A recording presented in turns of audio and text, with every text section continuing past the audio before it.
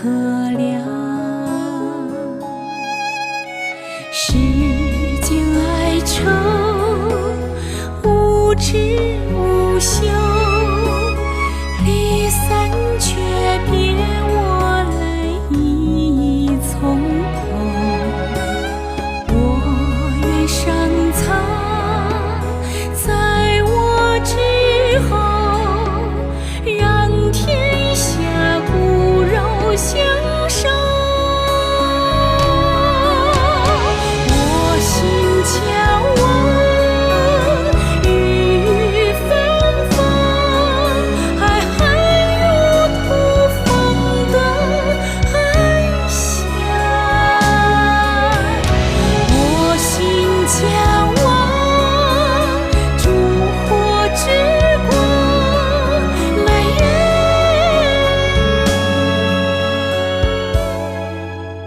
格外荒凉。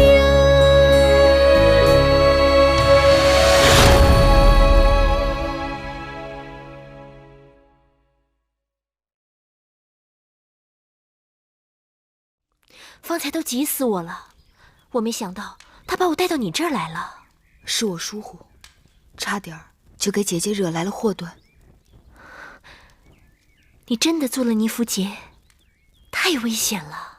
我一直想不起那符节上的字迹，又不见大王追查符节的动静，我一时心急，想用黄泥依着记忆把那符节做出来。看来真的有人在暗中窥探，你太大意了。怪我报仇心切，急于求成。还好，幸亏妹妹应付得滴水不漏。不知是我的运气，还是有人诚心想要帮我。什么意思？这符节之事，应当让大王知晓。你要不提，我还真没想到。可是大王他能信吗？这事情的头尾都能连上，该算是有凭有据了吧？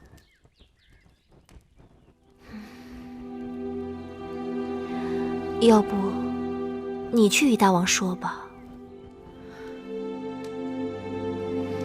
我还是不要去说了，免得大王多心。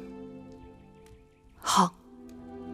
国美人被禁足了，听说大王还专门派人去训斥了他。这回他可是没逮着狐狸，反惹一身骚。哼，这次算芈月他们运气好，碰到国美人这么个缺心少肺的。下次若犯到我手里，定不会让他们那么轻易逃掉。也不知是谁给国美人通的风声，不然他心思比麻绳还粗的一个人，怎么会留意到别人屋檐下的闲事？那也只能怪芈月仗着自己是王后的心腹，行事太过张扬。夫人，怎么说？你下去吧。是。姐姐，这是？一封家书而已。姐姐近日收到家书，总是心情沉郁，难道是家中有事？父母年老多病，收到家书，难免会有些伤感。女子远嫁，从夫从子，纵是有故国之思，也要放到后边啦。姐姐认为我说的可对？对，妹妹说的是啊。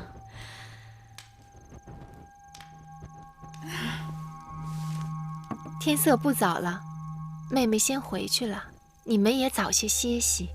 妹妹慢走。姐姐慢走。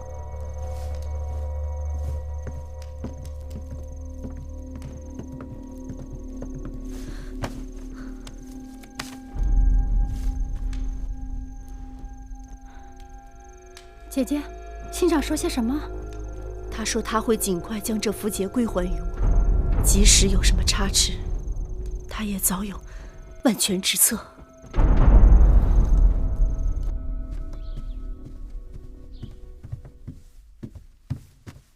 大王，芈月求见。不见。是。等等，让他进来。是。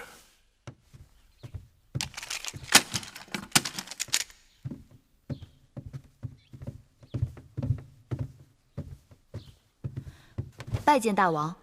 你来做什么？芈月想起一件要紧的事情。何事？芈月终于想起那义渠王手中符节上的字迹了。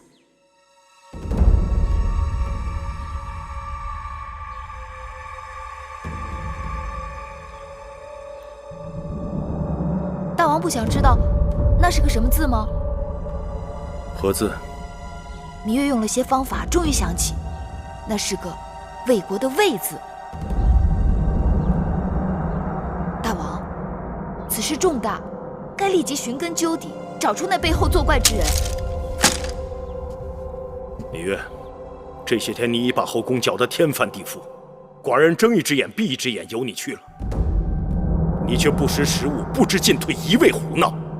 你从义渠草原回来已有大半年之久，突然信誓旦旦地说你曾见到义渠王手中有个符节，又突然说那符节上刻有一个魏字。你记性好，为何当初从未提起过符节？现在想起来再说，谁知是不是心悸多梦，梦中生幻？寡人最恨后宫无事生非。我问你，是不是王后让你来的？不是，王后并不知晓。王后还算有分寸。大王若不信，何不在后宫核查嫔妃们手中的符节？那便可水落石出了。大胆！一个小丫头在寡人的大殿里胡言乱语，干涉朝政。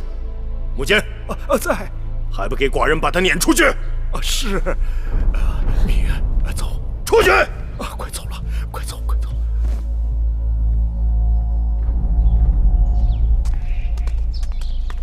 大王为何不信我说的话？大王不信，自有大王的道理。难道大监也不信我说的话？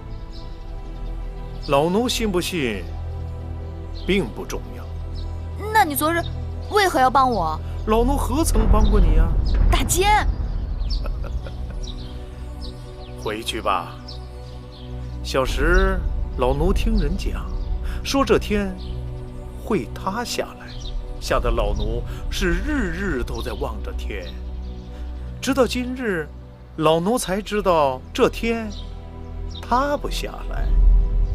你自己也别跟自己过意不去了，回吧。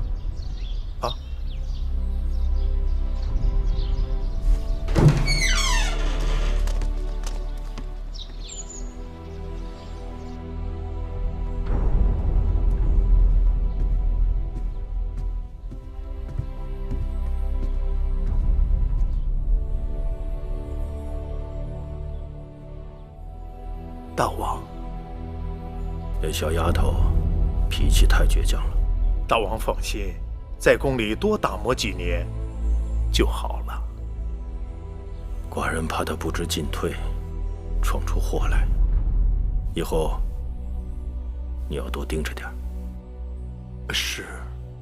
哼，大王竟然不信我说的话。大王最恨后宫有人多事。这哪里是后宫的事？这明明关系到大秦的安危。既然大王都已经发脾气了，此事还是先放一放吧，免得因小失大。大王发了脾气又如何？我又不需要他的宠幸，更不图他的恩惠。等有一日我抓到仇人，我即刻出宫。妹妹可以说走就走，姐姐怎么办？幸亏妹妹告诉大王，此事与我无关，不然大王说不定会疑心是我在背后惹是生非，兴风作浪呢。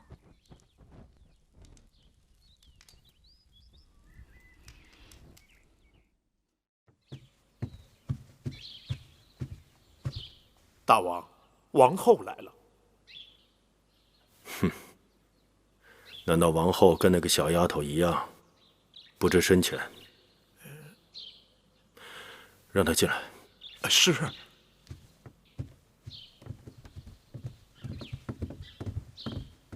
臣妾拜见大王。王后来此有何事啊？臣妾让从楚国来的乐伎们新排练了几支歌舞，想请大王闲暇时去清凉殿坐坐，换换心情。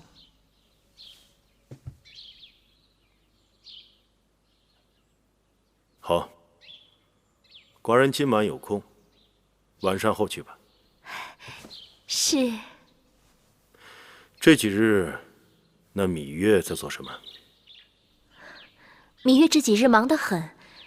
其实这些曲子也是芈月帮臣妾选的，她在这上面费了不少心血呢。这就对了，女人嘛，习习歌舞，做做女工，其他的事情少操心才好。臣妾记在心上了。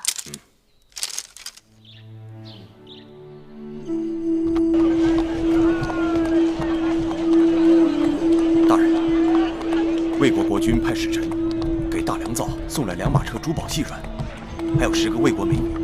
那使臣已经到了府上。魏国乃是我的母国，魏国国君3番5次差人送信来，想请我回国为相。但秦王对我格外倚重，眼下我在秦国也可谓是1人之下万人之上，让我弃秦投魏，着实很为难。大人，您看这些礼物该怎么办？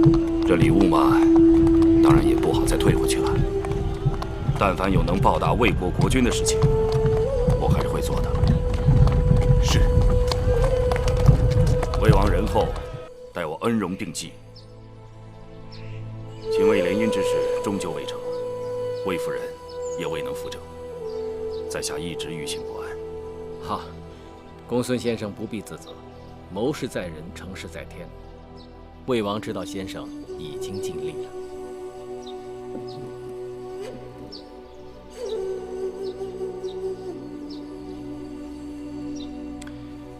先生以为张仪此人如何呀？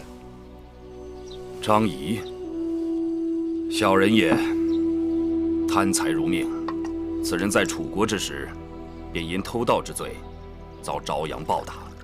后来来了秦国，又妄图贩卖他的连横之说。可是他不知道，列强征战，凭的就是实力，只有一场一场的胜仗打下去，才有可能屹立于群雄之上。我以为先生不可轻视张仪，此人能被秦王看中，也确实有其才华。先生性情率直，还当收敛为是。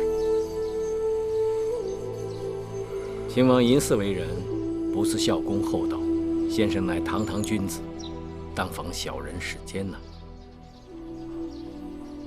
当年我公孙衍离魏入秦，便是听说秦王知人而善任。如果秦王是个明君，倒也罢了；倘若有一天他变得昏聩无能，只听从小人摆布，那我公孙衍又有什么必要留在秦国呢？魏王就是钦佩先生的率性。先生如今在大秦朝中如日中天，但人无千日之好，花无百日之红。眼下当趁处女尚未坐稳后宫，尚未生下嫡子，先生应祝公子华早日登上太子之位才是，以免夜长梦多，变生昼夜。倘若公子华能立为太子，自然对魏国有好处。但是秦王知道，此前我一直力主将魏夫人扶正，阻挠秦楚联姻。如果此事我公孙衍再出面，恐怕事与愿违啊。公孙先生，此事别着急。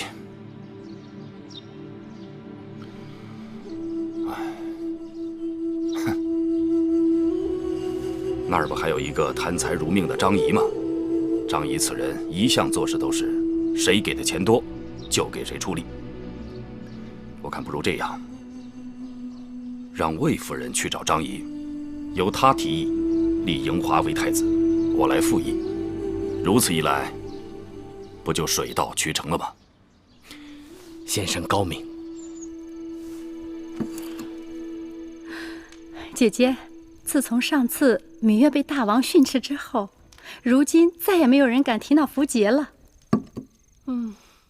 这一关我们总算是过去了。姐姐，眼下你应该把心思放在立太子的事情上了。先生信上说，要我们先疏通好自己的关系，该打点的千万别小气。别的还好说，就是那个张仪，我们与他素无来往，突然上门求他办事，也不知道他好不好说话。不打紧的姐姐，那就是个贪财的家伙，我们多给他点儿，不就是了？妹妹说的有理。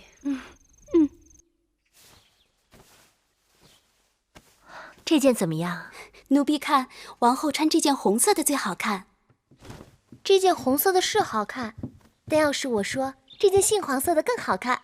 妹妹，姐姐，这是宫里的绣娘们做的新衣。可不是，我让人给唐夫人、国美人和樊少使各送了几套，给你也做了几件，一会儿记着带走啊。多谢姐姐。眼下也就魏夫人和魏少使还没送。姐姐，还是给他们也送几套吧，免得他们有声闲话。我就是不想给他们送，你知道吗？这阵子他们一直与我作对。我跟你说啊，好了，就这样，你们把这东西都拿走吧。是。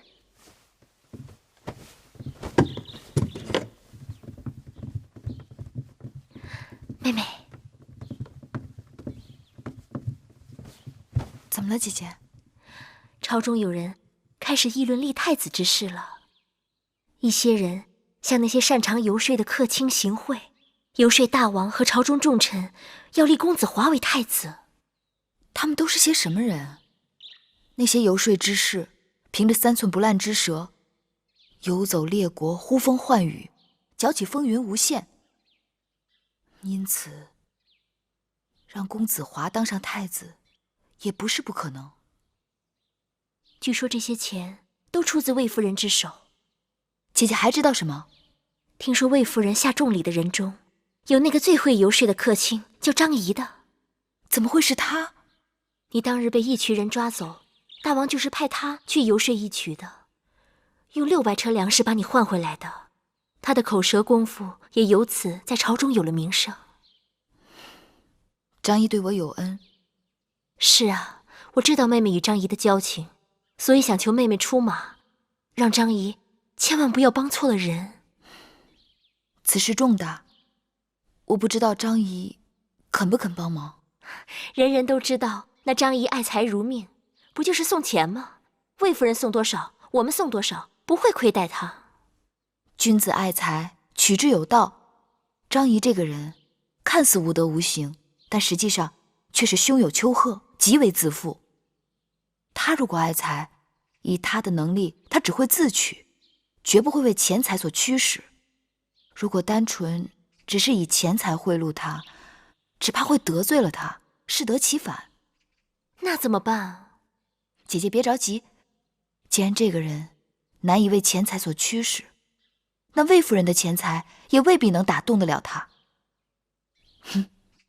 过去我一直说不再与他来往，他却不以为然。看来他是说对了。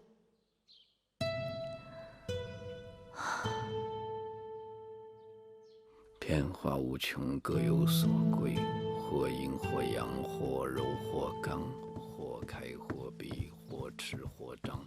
是故生先生，有位宫中来的女子求见。审查其所先后。先生，多权量能，教其技巧。先生，有位宫中来的。我诵读之时，万物搅扰，我说过多少次？让他留下名帖就行。先生，他说他是先生的故人，来给您送礼的。送礼？对。故人？对。快请。是。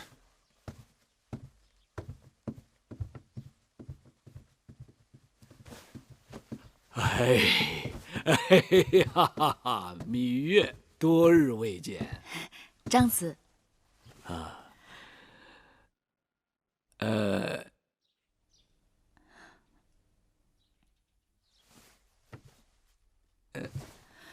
礼呢？你怎么两手空空就来了？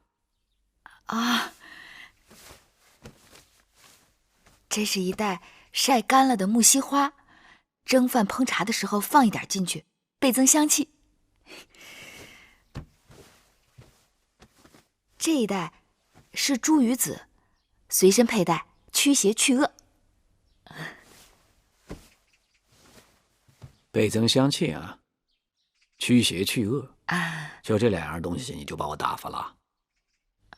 我到你这里来，还要请求你给我指点迷津呢。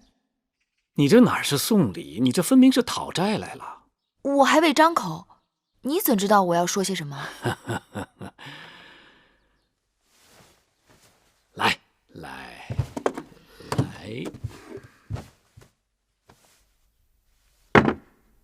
不就为了这个？张子是神人，难道你也听说了我被大王训斥之事？宫里刮点小风，宫外就瓢泼大雨，这事能瞒得了谁呀？你是过于心急了。大王做事自有他的道理，你只可顺势而为，借力打力，莽撞只能坏事。可大王不信我说的话。实则虚之，虚则实之，信不信得看最后的结果。眼前的东西都不足以作为最后的定论。多谢张子提醒。好说。我还有一事，要请张子帮忙。芈月啊，这我可得说你了。你我虽说有交情不假，但交情是要交来交去方能有情，要不然就像花钱一样，一味使用是会花光的。这事张子先不要回绝，听了再说。听说最近有人花重金拜托张子行游说之事，对吗？不错。那有何办法能让张子放弃对方的托付？对方给多少金，你给多少金吗？这么简单？我仅仅闭上嘴巴而已。那要是请张子，不仅仅是闭嘴，而是要反向而行呢？那就另当别论了。据我所知，魏夫人托付的绝不止我一个人，甚至更有位高权重的，如大良造公孙衍、甘茂等重臣。这事难办。我说了，这事难呐。天下事再难，也难不倒张子啊。张子只要答应了，王后那边定有重谢。不嫁不色，胡曲喝300禅兮；不狩不猎，胡张儿庭有玄环兮。比君子兮，不素餐兮。张子是真君子，绝非不劳而获之人。所以说，你这是答应我了？只要王后给出足够的酬劳，张子就能摆平此次风波。聪明。那张子要多少酬劳？你说一个太子位值多少酬劳？500金。我张仪没见过500金吗？1000金。才加了500。那要多少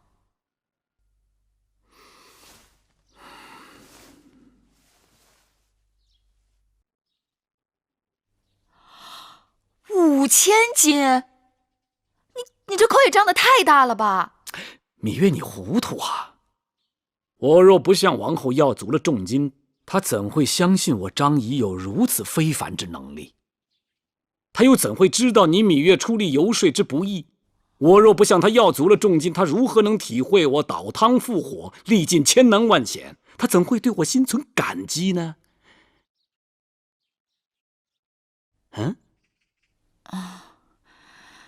这话似乎有点道理。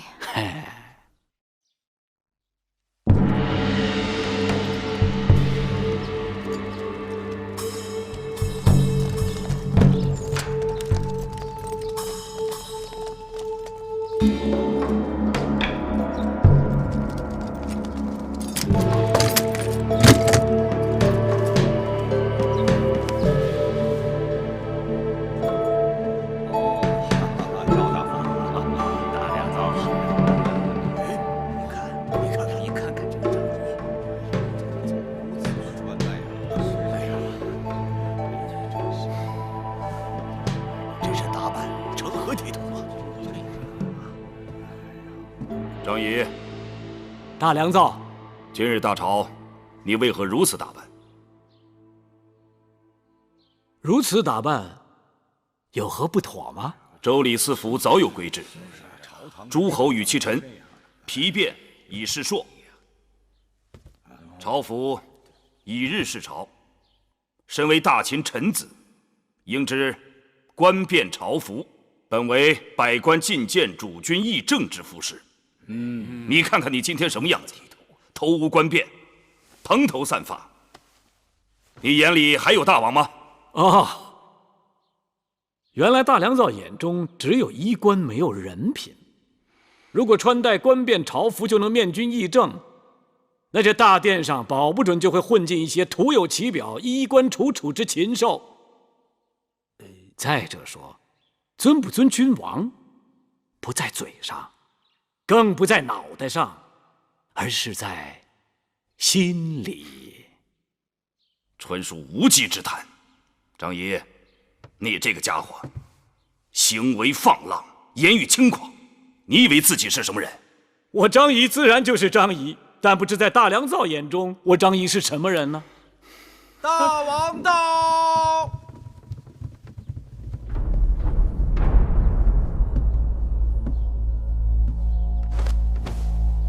臣拜见大王。免礼。好热闹啊！争什么呢？说来让寡人听听。大王，今日大朝，张仪军前无状，目无周礼，举止癫狂。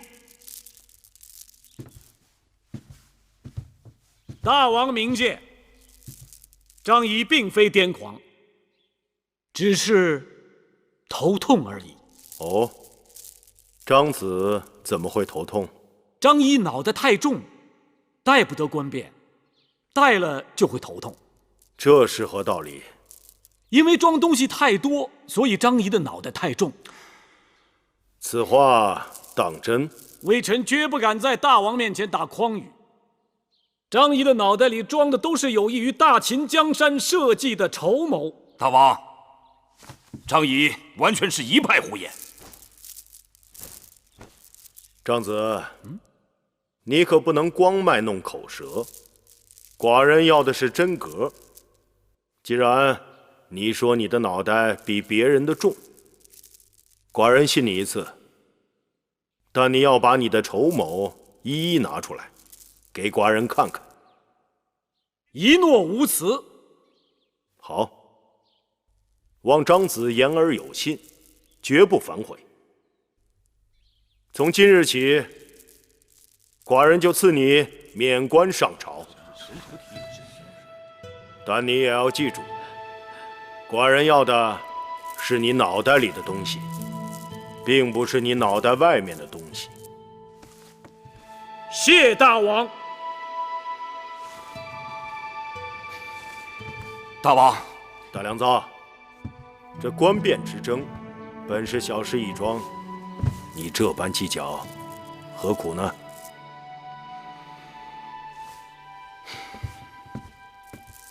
今日早朝，众卿有何事要奏？禀大王，微臣有事要奏。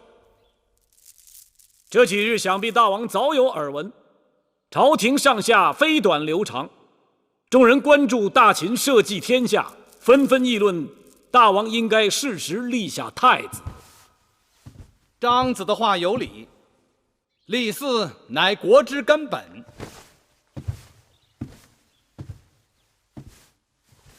大王，臣附议，张子所言也有道理。后宫众公子逐渐长成，臣以为数公子中以公子嬴华胜人一筹。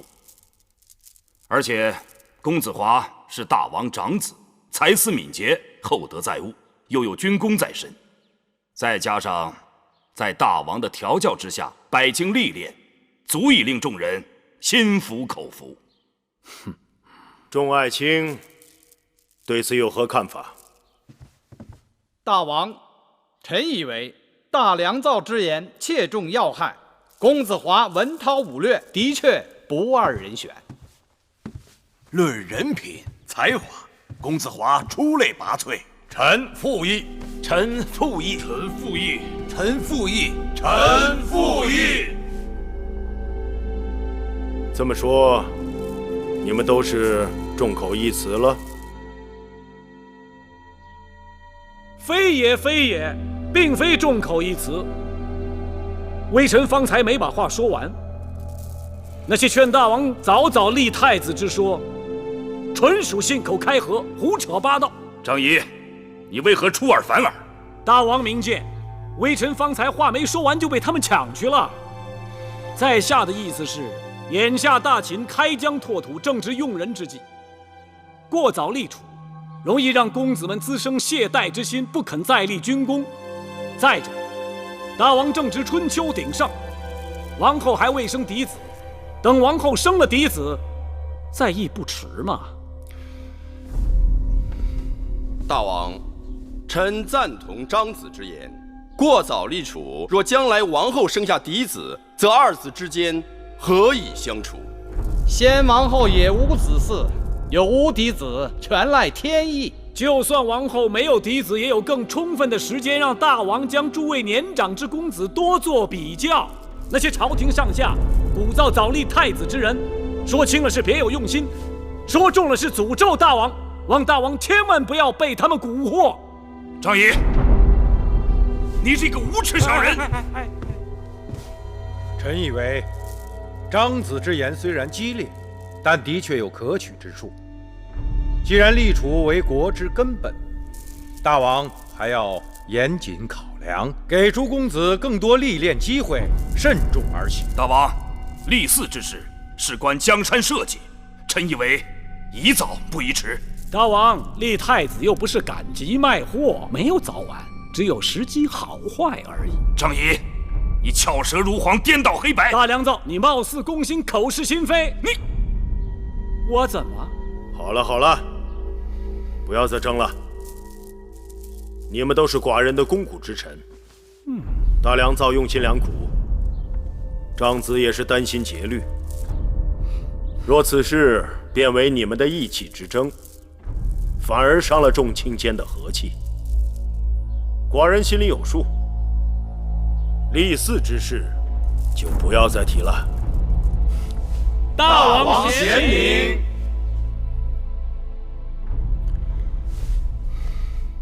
姐姐，你找我？妹妹，快来。妹妹，那5000金果然有效，恭喜姐姐。我听说张仪可把那个公孙衍气坏了。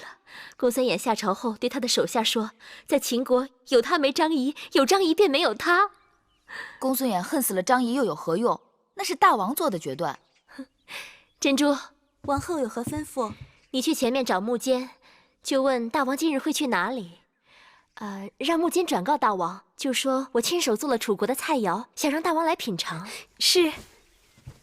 玳瑁姑姑，你再去准备一份厚礼。是。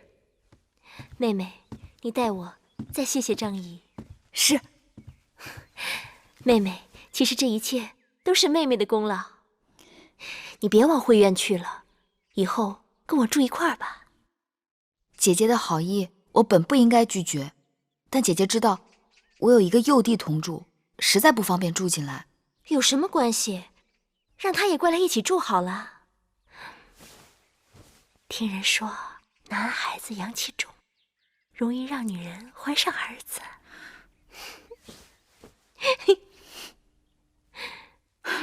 这个张仪真是太该死了，竟然坏了姐姐大事。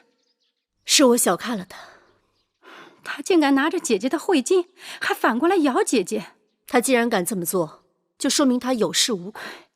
可他不过只是一个普通的客卿，连大良造都败在他手上。今后你我不得不提防他了。哼，绝不能这么轻饶了他，一定要好好想个法子教训他一下。暂时还不能公开得罪他。为什么呀？张仪此人心术不正，除了爱财，还觊觎大良造之位，所以不管大良造说些什么，他都要反对。但是此人舌辩无双，得罪了后患无穷。那不是叫人吃了亏，还不能抱怨吗？抱怨无用，要能使他为我所用才好。怎么说？我在想，他既然能坏了我华儿的大事，说不定有一日也能成就我华儿之事。夫人，公子来了。华儿，华儿拜见母亲。魏少使。华儿，哎，你怎么突然回来了？我随司马将军进宫禀事，顺便来看看母亲。快让我看看。华儿，你怎么好像瘦了？孩儿结实得很。你可听说，前一阵子宫中议论立太子的事，大家都看好你。若不是大王听信了张仪的谗言，孩儿听说了。既然父王并不想即刻就立太子，母亲何苦要强求？可是论军功，论才华，这宫中无人能与你比肩。那母亲更不用焦急，让孩儿用军功说话。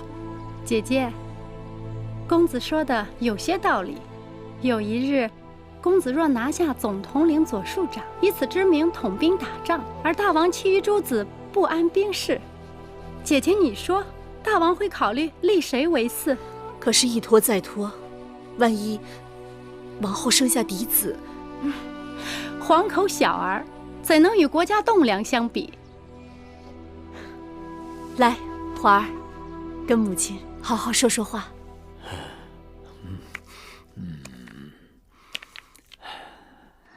怎么，张子早知会有今日？张仪做事自然要走一步看三步。会不会眼前这件事情，从头到尾也是你一人操纵？那倒不是。开始是魏夫人想要我游说大王立太子，我本无此意。可后来听说他向朝中多位重臣一一送礼，更有那公孙衍想拿我当枪使，我张仪岂能任人摆布？那魏夫人真是自作聪明。若是人人都求道，人人都答应帮忙，那若是不成功，岂不是人人都没有责任？没错，我张仪的心胸可以容纳四海，却也会分寸计较。我跟公孙衍不和，他想把我玩弄于股掌之中，他玩得动吗？其实，王后就是不求你，你也要把此事搅黄，对吗？敢问芈月，如今这天下是什么样的天下？大争之事，人人皆有争心，不争则亡。说得好。话说回来，后宫之争本与我无关。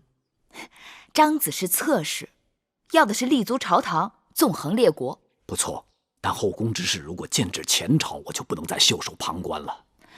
所以，张子不是收礼办事，你是在借力生事。知我者，芈月也。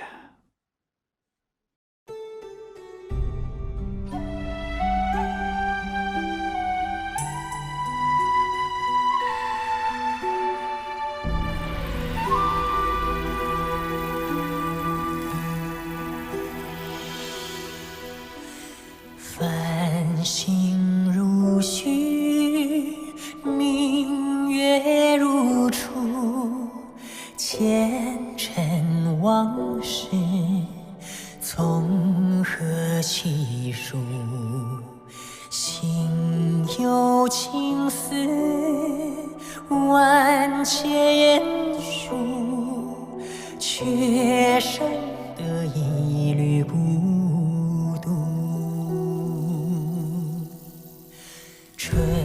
花开谢，秋草又枯，盛衰荣辱，如何细数？你水暖，为谁寒？换不回一人入故。尝尽悲欢离合人间苦，却怎么咫尺天涯陌路？去心诉是一度，去情再相负。愿为你平尽柔情傲骨，望尽相思红颜凋零处。我只愿与你朝朝暮暮，爱如心，恨如骨，生死再相负。愿为你永生永世守护，愿为你永生永世